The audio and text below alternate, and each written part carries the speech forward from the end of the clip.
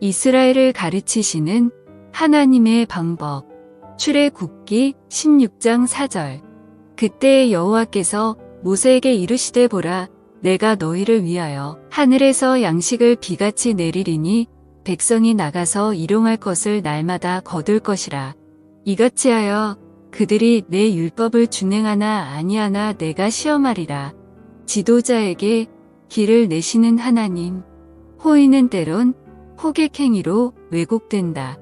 모세와 아론이 베푼 호의는 악으로 곡해되었다. 본문은 애굽을 떠난 이스라엘이 한 달 동안 광야의 길에 있었다고 말했다.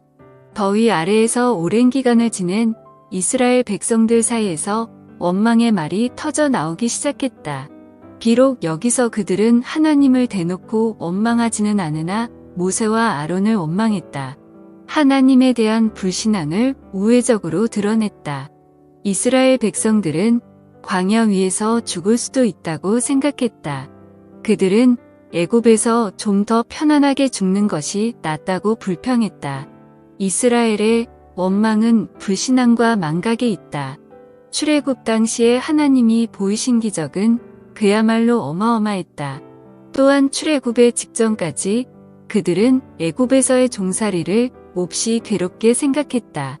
하나님은 이스라엘 자손의 신음소리를 들으시고 모세와 아론을 부르셨다.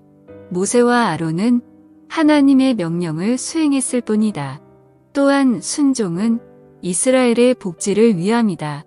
이러한 이스라엘의 망각과 하나님에 대한 불신앙은 그들의 지도자의 마음을 고통스럽게 하는 결과를 낳았다. 선한 일을 위해 행한 호의는 때론 악한 일로 곡해되기도 한다. 교회 안에서 우리의 마음을 어렵게 하는 여러 일이 나타날 수 있다. 그러나 우리는 그 뒤에서 역사하시는 하나님의 손길을 기대해야 한다. 이스라엘 백성이 불평하기 시작하자마자 하나님은 모세에게 나타나신다. 그리고 이스라엘을 먹일 방도를 알려주시고는 아론의 선포 자리에서도 모습을 드러내신다. 하나님은 결국 선한 일을 행한 자의 손을 들어주신다. 나는 최근에 억울한 일을 당한 경험이 있는가? 그것을 위해 하나님께 무엇을 아뢰어야 하는가? 백성을 징계하지 않으시는 하나님. 징계는 천천히 오기에 어쩌면 오지 않는 것처럼 보인다. 하나님의 자비 뒤에는 징계가 기다리고 있다.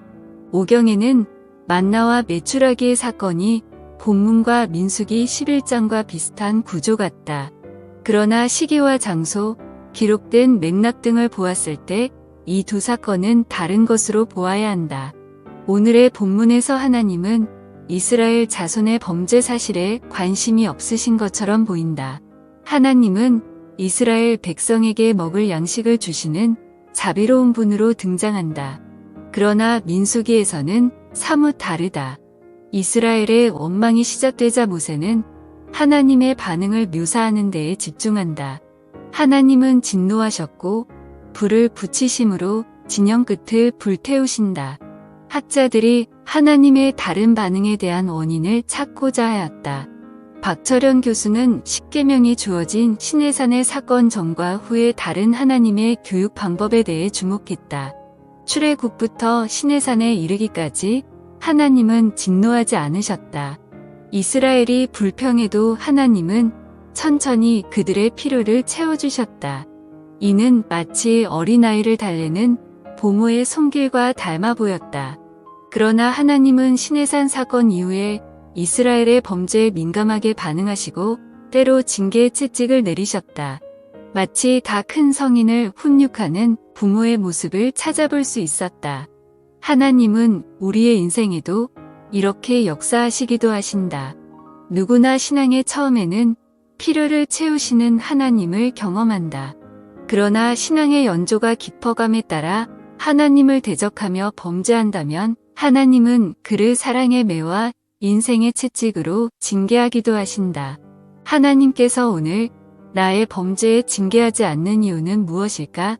오래 참으며 인내하시는 하나님의 성품을 묵상해보자.